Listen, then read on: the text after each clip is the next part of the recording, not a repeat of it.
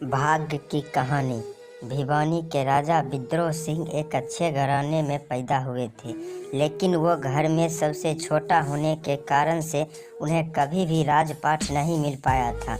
जब पिता के ही हक में राजगद्दी नहीं थी, तब विद्रोह सिंह के अधिकार की तो बात ही दूर थी। उस वक्त भिवानी की राजगद्दी पर भीम सिंह विराजमान थे, जो विद्रोह सिंह के बड़े भाई थे। विद्रोह सिंह जालोर के किले में थे, पर पारिवारिक कलह और पोपकरण के ठाकुर सवाय सिंह के स्पष्ट यंत्र के चलते भीम सिंह ने विद्रोह सिंह को जालोर किले से बेदखल करने हेतु अपने प्रधान सेनापति देवराज के नेतृत्व में एक विशाल सेना भेज जालोर किले को घेर रखा था। बरसों से भिवानी की सेना से एक घिरे रहने के चलते विद्रोह सिंह आर्थिक तौर पर तंगहाली में गुजर रहे थे।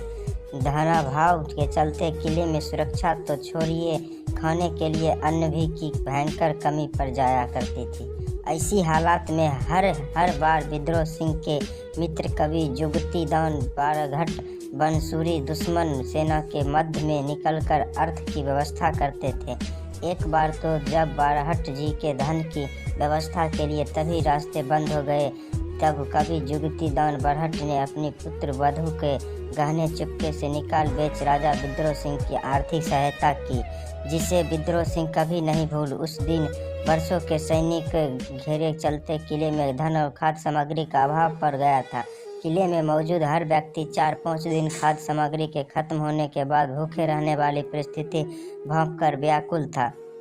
विद्रोह सिंह को भी अब धन की व्यवस्था करने का कोई रास्ता नजर नहीं आ रहा था। सभी परिस्थितियों पर गहन चिंतन मनन करने के बाद विद्रोह सिंह के मन ही मन अपने बड़े भाई भिवानी के राजा भीम सिंह के सेनापति के आगे आत्मसमर्पण करने का निर्णय कर अपने साथियों से विचार विमर्श किया। उनके साथियों भी ऐसे विकट परिस्थिति में आत्मसमर्पण करने के लिए के ही पक्ष में थे। आखिर आत्मसमर्पण भी बड़े भाई की सेना के सामने ही करना था, अतः स्वाभिमान आता होने के बाद भी इतनी बड़ी नहीं थी कि कोई सेना होती तो आत्मसमर्पण करना कुल परंपरा के खिलाफ होता, स्वाभिमान आहत होता। पर यहाँ तो अपने ही बड़े भाई की सेना के आगे आत्मसमर्पण करना था।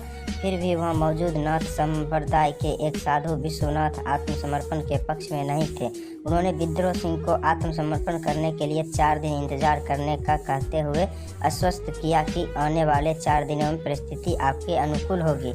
एक साधु के वचन पर भरोसे कर विद्रोह सिंह ने आत्मसमर्पण करने के लिए 4 दिन इंतजार करने का निश्चय किया।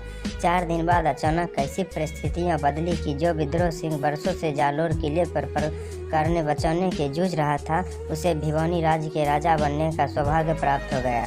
उन्हीं 4 दिन बाद भिवानी सेनापति के जालोर किले में उपस्थित होकर विद्रोह सिंह को भवानी नरेश भीम सिंह की मृत्यु का समाचार सुनाते हुए अनुरोध किया कि भीम सिंह के बाद आप ही राज्य के उत्तराधिकारी और अतः भिवानी चलिए और राजगद्दी पर बैठिए। चूँकि राजा भीम सिंह के कोई संतान नहीं थी और आपके गृह कलह में भिवानी राज परिवार के लगभग सदस्य मारे जा चुके थे, अतः जीवित बचे सदस्य में विद्रोह सिंह ही भिवानी की राजगद्दी के हकदार बन गए थे।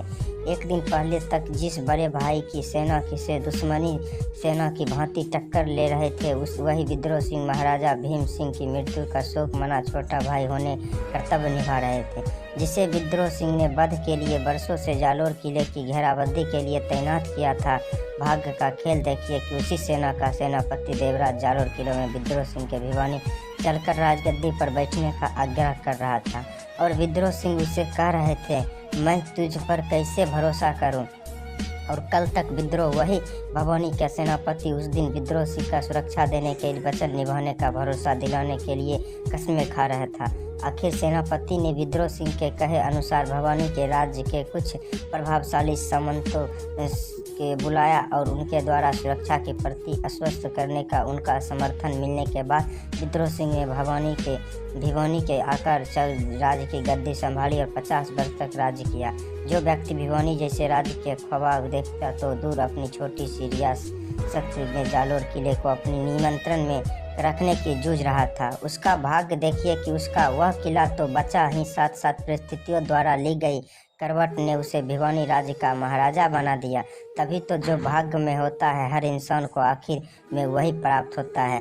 तो दोस्तों, भाग्य के सिवा आपको कुछ नहीं हो सकता। भाग्य में जो होता है वही आपको होना है। तो ये कहानी मेरा छोटा सा कैसा लगा कमेंट करके ज़रूर बताइए। अगर अच्छा लगा होगा तो मेरे चैनल को सब्सक्राइब करना ना भूलिए और वीडियो को लाइक शेयर ज़रूर कीजिए। फिर मिलते हैं अगले वीडियो में।